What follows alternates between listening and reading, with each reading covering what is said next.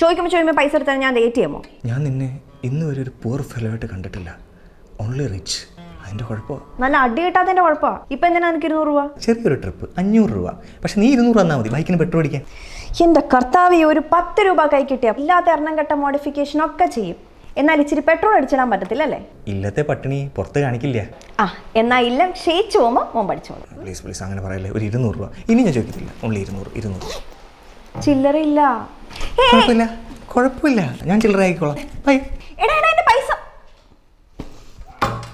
ഡോ. ഇനി എന്താ അതിൽ ചില്ലറ ഉണ്ടോന്ന് ഞാൻ കണ്ടായിരുന്നു കേട്ടോ.